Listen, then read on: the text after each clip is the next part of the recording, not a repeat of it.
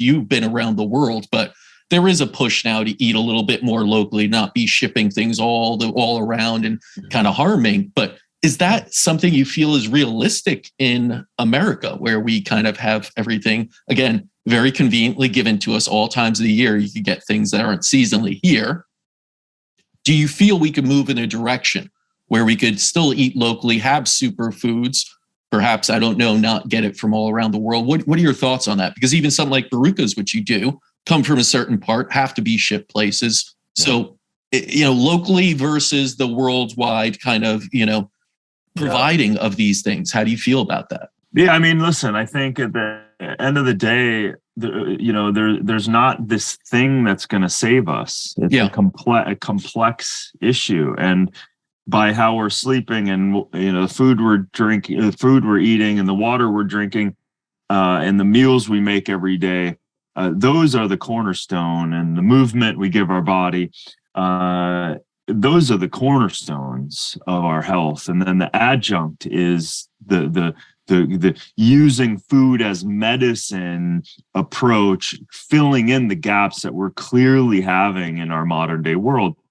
And then the other thing to really add is absolutely we can do it from a local perspective. So expanding that aperture a little bit, you realize, I think the stat is about 42 to 47 million acres of lawn that we currently water. For what? Right? Bordering our homes, serving no function other than a great place for our pets to poop, right? And occasionally throw a football once a year, like with your kid.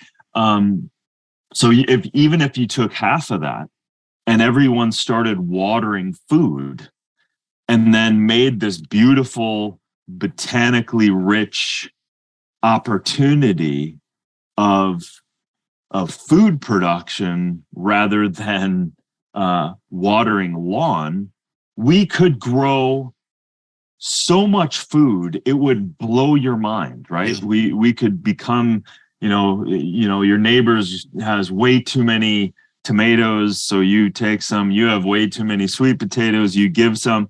Like, that's the thing about nature. When you follow nature, one seed produces 700 seeds in a pomegranate, of one pomegranate within many of the one seed that you planted. So nature is the perfect model of abundance. And so if we follow her, we follow nature, we quickly will realize and start to, create that sovereignty back again. And so, less and less and less dependent on anything outside of ourselves, like water, power, food, shelter. We should constantly be thinking about decentralizing all of that stuff and think about, ways that anyone listening to that, wouldn't it be great to have most of the food you needed out your front door? Wouldn't it be amazing to have clean energy generation? And I'm not just saying solar and wind, there's a lot of other technology. Wouldn't it be great so that when the power went down, if it were to go down, that you actually have the power for your own home? Wouldn't it be great to have clean water that's not dependent on, so it's these things again. And then you go outside and everyone can grow herbs. Everyone can grow medicinal herbs to even if you don't have land, you can, make some pots and grow. Hell, you can grow tomatoes, you can grow carrots, you can grow cilantro, you can grow basil, you can grow plants. And then there's just a lot of power in that.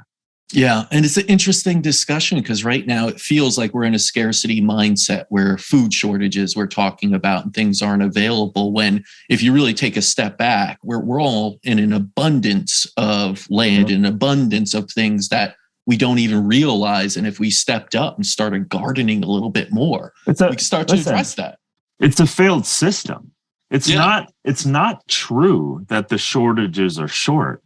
Yeah. It's that the system that we've quote unquote become dependent on is not that great, right? So we have to rethink this stuff. We have to put more seeds in the ground. We have to use this sovereign kind of soul that we have and just start using our common sense. Listen, in the modern day world, we've created such an incredible ability to have all of these conveniences, right? But to the point where it's divorcing us from our own nature. And that's where it gets really, really kind of tricky, right? When we've all of a sudden flipped the script on most of the time in our lives, about 93% of our lives were led mostly outside. Right. And now it's completely opposite. Completely. So we're not touching the ground. We're not in touch with the light of a start of a day or the light at the end of the day, or circadian rhythms. No one's sleeping. If you're not sleeping, you're losing the greatest superfood you can possibly imagine. And the restoration and upregulation that sleeping only does. And there's no food, no plant, no thing that you can do to counteract the lopsided dysfunction and dysregulation of the body's rhythms.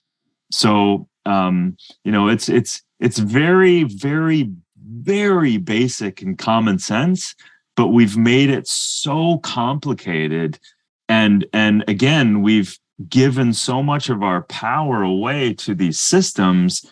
We just need to kind of, okay, great. And again, I'm all for turning on the heat when it's cold and turning on the air conditioning when it's hot. Like, these things are amazing. Turning on the faucet and I have on-demand water. Like, it's incredible, right?